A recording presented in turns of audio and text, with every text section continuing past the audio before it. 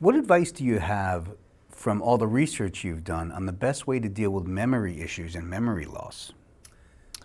Well, I wrote a book a number of years ago for the Swiss called Longevity. And I said, look, I'll write this book as long as I don't have to write another nutrition book, only about nutrition. And as you know, my repertoire books I write on different subjects to keep my interest perked, so I learn more. But the fact is, I really looked at a lot of the work that was being done back at that point, and it proved one thing.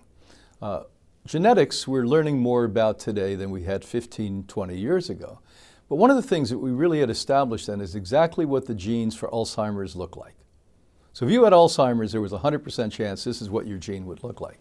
Well, they found 100-year-old centurions from a Harvard study that were completely lucid, completely fluid, out reading 5 hours a day, dating, at 100 years old, 101, 102 years old. And they said, what makes it different for these people? Brain use. Now, in those days, the common thing that this mature group was doing is crossword puzzles, and again, reading a lot. Today, they've taken it to a whole other level. Luminosity, which brain scientists, neuron scientists put together, is something that I strongly encourage. If you've had memory slips, even if you're young at 30 or 40 years old, you've got to start practicing this at least 10 minutes a day. And if you're getting closer to severe memory loss or dementia, this has got to be part of your religion as far as I'm concerned. Now, let's go back to the nutritional component, which I'm an expert in. B12 deficiencies, again, about 70% of the population has that. It's not an opinion. I've looked at 17,500 people, 70% of the population. I look at global populations, because people from all over the world attend Hippocrates have a B12 deficiency. Number one nutrient you don't want to lose for memory is B12. It's a neuron nutrition. Number two, essential fats. Udo, who probably put essential fats on the map in the 1980s, he and I had a conversation recently. He said he did some work over the last 2 decades where he recognized about 99% of us don't have adequate amounts of complete fat in our brain. I was stunned by that number, but he's the expert in this one. And so there's another problem. Number three, sugars. Anna Maria, my wife, has been calling diabetic type 3 dementia. And she's been talking about that for 25 years. Lo and behold, in the last decade, science is showing that there's a problem with processing sugars in the brain. Doesn't have the ability. And there's an insulin receptor site that completely makes your brain go bonkers. So let's go back again. Brain use, and people tend to retire and sit there and look at TV all day long. That will make you and I brain dead. Number two, when you look at B12 deficiencies, you look at number three, the essential fats that the brain's made of not being there, little perforations or indentations in the brain. And number four, the sugar content, which is a plague. If you read my book, Sweet Disease, it explains this. In Dr. Stephen Gundry's best-selling book, The Plant Paradox, he says, lectins are microscopic proteins that plants evolved to defend themselves from predators, including insects and animals, that includes humans. They are essentially indigestible and have the unique ability to increase the permeability of your intestines. That means that they can pass through the wall of your gut and will and be treated as foreign invaders by your immune system. This causes an inflammatory response which can set the stage of a host of diseases as well as weight gain. What foods are rich in lectins? And generally speaking, all grains and legumes have more lectins than anything else, and in some cases, pressure cooking can destroy the lectins. Nightshade vegetables, squashes, and select nuts and seeds are also rich in lectins. Do you agree with Dr. Gundry? Why or why not? Dr. Gundry did a brilliant work exposing in a large way something I've been talking about for 50 years. And that's enzyme inhibitors. He calls them lectins. They're really enzyme inhibitors, which shows the brilliance of nature and evolution and history. It's just stunning when you look at this. Every plant, which comes from a seed, so we don't say plants and seeds. If you have a plant, it's a seed. You and I came from a seed too. It was called a sperm and an egg.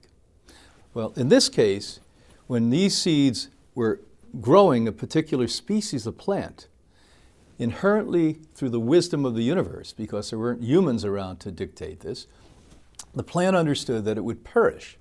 So it had to protect itself, because bugs could eat the last one, or animals could eat the last one. So these toxins or enzyme inhibitors were placed on them. So we addressed this at Hippocrates in 1972.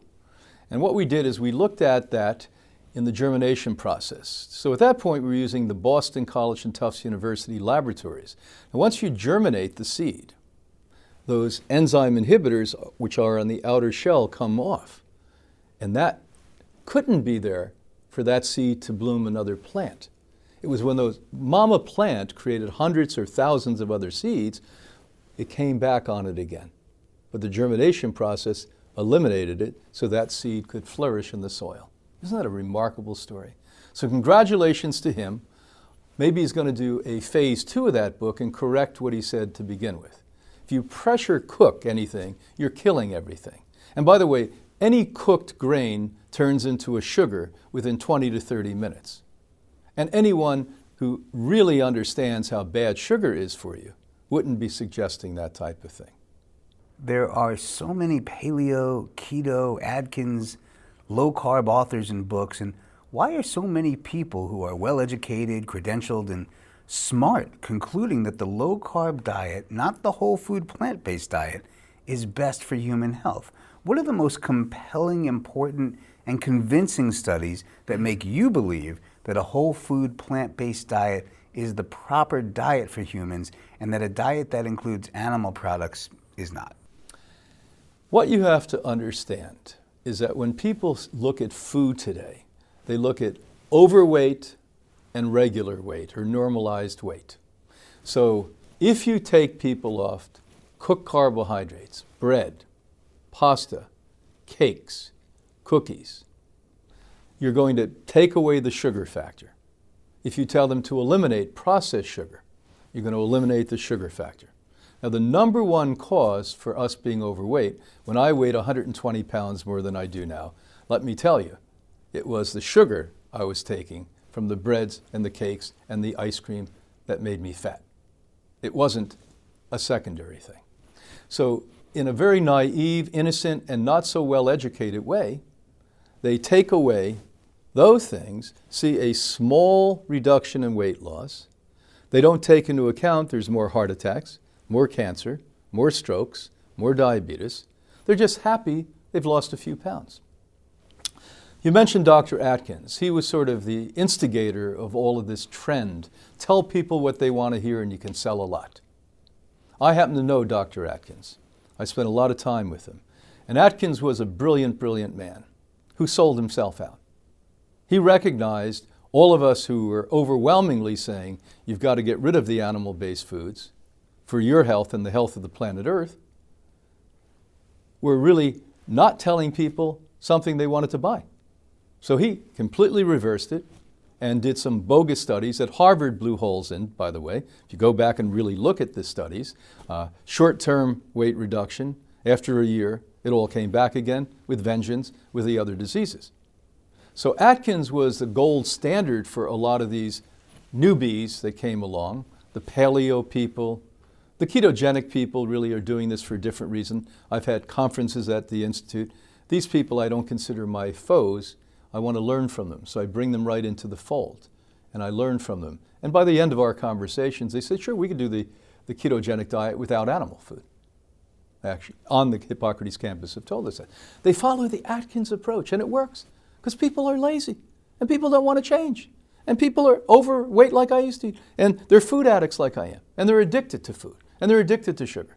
So they're going to be really happy if somebody blesses them and says, knock yourself out, do the wrong thing, until the day they're in a doctor's office being told they're sick.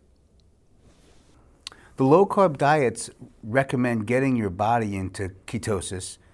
What is wrong with that? Well, if you go into ketosis, you could actually have shock and die. That's what's wrong with that. They're throwing around a word that used to be a dangerous thing. You don't want to be in a ketosis situation. Recognize that the body doesn't need a lot of food. That's one thing that's missing with all these diets, including when I speak most of the time. Now, what you have to know is other studies that were done on longevity show us one thing. There's never been a study on longevity worldwide that doesn't conclude these exact facts I'm going to give you. People who eat the highest nutritious foods in the smallest amount live the longest and have the least disease. So now, is it called ketosis to have less food? They talk in calories, I talk in energy. So let's go back to the mundane and talk in calories. If you're used to, as my body used to be used to, taking in bread, taking in pasta, taking in whatever is going to turn into a sugar, jacks me up temporarily with false energy. I plummet down, then I need more sugar. That's what they're doing. They're taking away that merry-go-round approach, and we're getting off the merry-go-round, and so it looks to them as we're regulating that gyration of sugar. What's really happening is you're normalizing the body the way it should eat. The other thing you have to know is our ancestors, for the overwhelming majority of time we were on this earth, were nomadic. They weren't eating 3 meals a day. I'm only eating 1 meal a day, 5 days a week, to be honest with you. And the fact is, our ancestors would go a day or two without eating constantly. Then they would find food and eat. Then they may not find food for another day or 3 days. And that's the way our body evolved. So it was made to live and flourish and thrive that way. And so we have a lot of scientific terms, and we impress the public who doesn't know that much, and they're all in awe, and they say, well, gee, that sounds good. So I always liked to eat butter. You know, well, the hardest thing for me to give up was dairy. I loved meat, but I gave it up in a day. It took me 3 years to give up dairy. I mean, I used to put, butter and whipped cream and ice cream together and eat it. And so they're singing to the choir. They're preaching to the choir, and the choir likes that song. I'm telling you, don't use these silly terms. Get on a plant-based diet. We go back to the most important thing I've talked about today to you. The longest living people are on plant-based diets. The longest living people all have community. And the longest living people exercise more than I do, which is a lot.